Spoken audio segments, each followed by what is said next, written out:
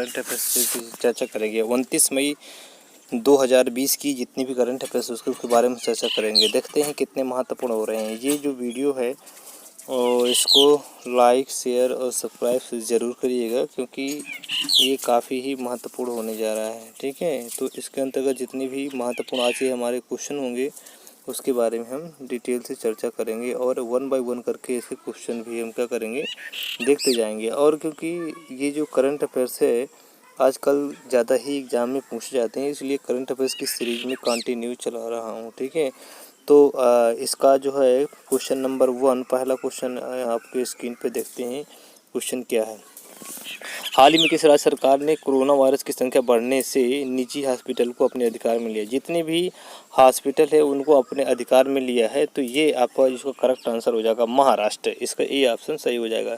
यानी हाल ही में महाराष्ट्र सरकार ने अभी निर्णय लिया है कि जितने भी वो हैं तो उनको अपने अंडर में लिया जाए, ताकि हम लोगों को कोरोना वायरस कोविड-19 से हमें ज़्यादा से ज़्यादा छुटकारा मिल सके। तो बात करते हैं कि महाराष्ट्र की बात आई है, तो महाराष्ट्र के देखते हैं कि सीएम कौन है, उसके बारे में चर्चा कर लेते हैं। महाराष्ट्र के सीएम का नाम है उद्धव ठाकरे। ठीक है, और इसके जो हैं गवर्नर है भगत सिंह है। ठीक है, तो इतना आपको याद रखना पड़ेगा। नेक्स्ट क्वेश्चन देखते हैं। नेक्स्ट क्वेश्चन ये है कि हाल ही में किस राज्य सरकार ने सर्वाधिक सार्वजनिक स्थलों पर मास्क न लगाने पर 500 रुपये का जुर्माना लगाया है। ठीक है, तो अगर आप मास्क नहीं लगाएंगे तो वहाँ 500 रुपये का। तो हरियाणा सरकार ने हाल ही में यह नियम निकाला है कि आप अगर मास्क नहीं लगाएंगे तो आपको वहाँ पर कुछ न कुछ चार्ज आपको लगेगा। ठीक है, तो उसको आपको ध्यान में रखना पड़ेगा। ठीक है, तो इस तरह से ये जो हमारे क्वेश्चन हैं आपको याद रखना पड़ेगा। हरियाणा के सीएम को याद रखना पड़ेगा, मनोहर लाल खट्टर हैं। ठीक है, और इसके बाद इसके जो गवर्नर की बात करें सत्यदेव नारायण हैं। इतना आपको याद इस क्वेश्चन से रखना है। नेक्स्ट क्वेश्चन देखते हैं। नेक्स्ट क्वेश्चन क्या कर रहा है, हाल ही में एशियन डेवलपमेंट एडीबी ने नेपाल सरकार को कितनी राशि प्रदान किया है? तो नेपाल सरकार को हाल ही में, ठीक है, तो एशियन डेवलपमेंट एडीबी यानी हाल ही में एडीबी एशियन डेवलपमेंट बैंक ने नेपाल सरकार को कितनी राशि, यानी कुछ भी परेशानी के लिए अभी जो है की राशि प्रदान की गई है। ठीक है, वहाँ भी जो है ये कोविड-19 चल रहा है प्रकोप के लिए वहाँ राशि प्रदान की गई ताकि वहाँ का पुनर्वास किया जा सके। तो हम बात करते हैं एडीबी यानी एशियन डेवलपमेंट बैंक की बात कर रहे हैं। ठीक है, तो वहाँ पर जो उन्होंने ये कहा है कि आपको राशि मिलेगी, आप इसके लिए भरण पोषण हो सकेगा। ठीक है, बात आती है एडीबी एशियन डेवलपमेंट बैंक का हेडक्वार्टर कहाँ है, मनीला है। और इसकी स्थापना कब हुई थी? इसकी स्थापना हुई थी 1966 में इसकी स्थापना हुई थी। मनीला हो गया है। और इसकी बात करें प्रेसिडेंट की बात करें तो मासासो असगवा इसके हैं। ठीक है, पूर्व में थे ताको हिको नकाओ जो पूर्व इसके प्रेसिडेंट थे, यानी कह सकते हैं कि महानिदेशक थे। आपको इतना याद रखना पड़े। नेक्स्ट क्वेश्चन की बात करते हैं, चलते हैं क्वेश्चन नंबर 4 की चर्चा कर लेते हैं। क्वेश्चन नंबर 4 ये कह रहा है कि हाल ही में एनडीबी यानी न्यू डेवलपमेंट बैंक है, ये एनडीबी की बात करते हैं। क्या करते हैं, एनडीबी की बात करते हैं कि अध्यक्ष ने हाल ही में कौन बनाए गए हैं? इसका करेक्ट आंसर ये हो जाएगा, ये मार्कोस ट्रायोज बनाए गए हैं। हाल ही में कौन बनाए गए? मार्कोस ट्रायोज जो हाल ही में बनाए गए हैं। ठीक है, अब बात आ कि एनडीबी इसका जो आपकी स्थापना कब हुई थी? 2014 को हुई थी। ठीक है, हेडक्वार्टर आपका एचक्यू हेडक्वार्टर कहाँ है?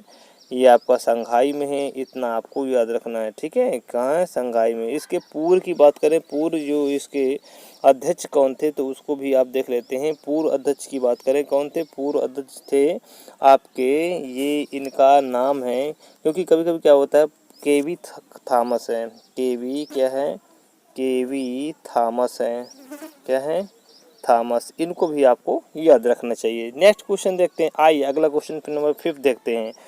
हाल ही में किस राज्य सरकार ने स्वास्थ्य डेटाबेस तैयार करने का निर्णय लिया है? तो अभी आपके कर्नाटक सरकार ने इसने ये कहा है कि स्वास्थ्य से संबंधित जितने भी होगा डेटाबेस तैयार किया जाएगा और फिर बाद में देखा जाएगा, क्योंकि महामारी चली रही है और काफ़ी आपदाएं और ये विपत्तियां आती हैं, तो उसको भी आपको याद रखना पड़ेगा। कर्नाटक को जो है हम बात करते हैं, कर्नाटक को स्टेट ऑफ मैसूर भी कहा जाता था पहले। ठीक है ना, तो कई कई क्वेश्चन पूछ लेता है। ठीक है, इसके सीएम की बात करें तो ये येदियुरप्पा हो गए। ठीक है, और इसकी बात करें गवर्नर की, बैजू बाजू भाई वाला हो गए। ठीक है, इस तरह से क्वेश्चन आपके। अब क्वेश्चन चलते हैं, जो नेक्स्ट क्वेश्चन होंगे हमारे किससे होंगे, सीधे सीधे आपके करें जीके से संबंधित है। जैन धर्म का आधारभूत बिंदु क्या है? तो इसके अंतर्गत हम देखेंगे जैन धर्म का जो आधार बिंदु है ये अहिंसा। अहिंसा का मतलब होता है कि हिंसा ना करना। ठीक है, तो इसमें जैन धर्म यानी स्वामी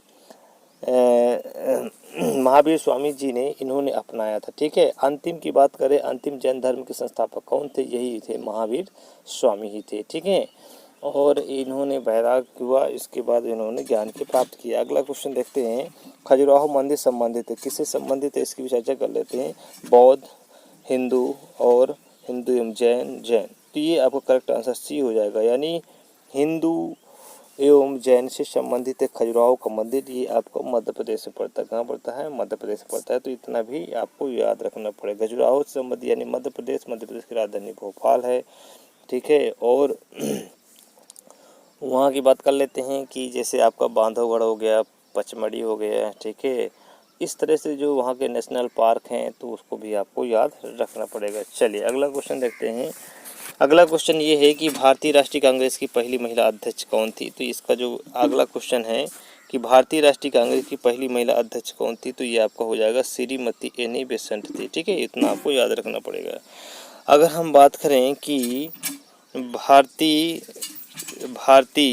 कमला नेहरू की बात, आपका सरोजिनी नेहरू की बात करें तो ये भी आपकी क्या है, ये भी आपकी स्वतंत्र भारत की पहली महिला राज्यपाल हो गए। ठीक है, विजय लक्ष्मी पंडित ये भी यानी विदेश में नियुक्त होने वाली पहली भारतीय महिला थी। ठीक है, यानी कह सकते हैं कि ब्रिटेन में। ठीक है, अगला क्वेश्चन देखते हैं। अगला क्वेश्चन के हैं कि सवाना घास मैदान कहाँ स्थित है? सवाना आपका मैदान जो स्थित है ये आपका अफ्रीका में। इसका करेक्ट आंसर आपका ए हो जाएगा। ठीक है, इस तरह से आपको मूंगा की चट्टान जो पाई जाती है ऑस्ट्रेलिया में पाई जाती है। यूरोप और उत्तरी अमेरिका भी काफ़ी चीज़ों के लिए फेमस है। ठीक है, तो ये भी आपको याद रखना है। चलिए यहाँ घास से क्वेश्चन पूछा जाता है।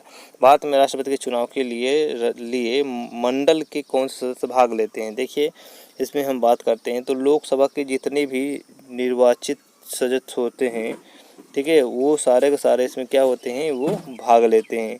तो हम बात कर लेते हैं कि लोकसभा में जितने भी होते हैं ये हो जाएगा। राज्यसभा के हो जाएंगे, यानी कह सकते हैं कि संसद के दोनों सदस्य हो गए। अब विधानसभा के चुने हुए सदस्य, तो ये तीनों आपके भाग लेते हैं, लेकिन ये आपके भाग नहीं लेते हैं। तो इसमें तीनों का ऑप्शन देख लेते हैं, वही जो हो जाएगा आपका करेक्ट आंसर हो जाएगा। इसलिए C option 1, 2 and 3 correct answer हो जाएगा। चलिए नेक्स्ट क्वेश्चन देखते हैं। मैंने आप लोगों से क्वेश्चन पूछा था कि एक कुबड़ वाले ऊँट को क्या कहते हैं? ठीक है, जिसका एक कुबड़ होता है। ठीक है, तो कुबड़ वाला जो ऊँट होता है उसको क्या बोलते हैं हम लोग, वो आपका यहाँ देखते हैं कि इसका जो क्वेश्चन था यही था। इसको बोलते हैं या ड्रूम डेयरी बोलते हैं। क्या ड्रूम डेयरी या ड्रूम डेयरी के नाम से जाना जाता है। इसका करेक्ट आंसर आपका सी हो गया है। ठीक है, तो ये वीडियो जो काफ़ी मेहनत से बनाई जाती है, काफ़ी आशा से बनाई जाती है, काफ़ी उम्मीद की जाती है आप लोग किसको पसंद करेंगे। लाइक, सब्सक्राइब और कमेंट ज़रूर करिएगा, ताकि मुझे भी मोटिवेशन, जैसे मुझे टाइम मिलता है जो भी, तो मैं ज़रूर उसमें आपको को बताता हूँ। क्योंकि थोड़ा सा ये जो है 19 यानी 69,000 में थोड़ा सा मैं बिजी रहता हूँ, मुझे टाइम कम मिल पाता है। जितना भी टाइम मिलता है मैं ज़रूर आप लोगों के लिए वीडियो प्रोवाइड करता हूँ, ये लेट सही लेकिन बनाता ज़रूर हूँ। चलिए आज की क्लास यहीं तक रखते हैं। थैंक यू दोस्तों, नमस्कार, बाय बाय, ओके।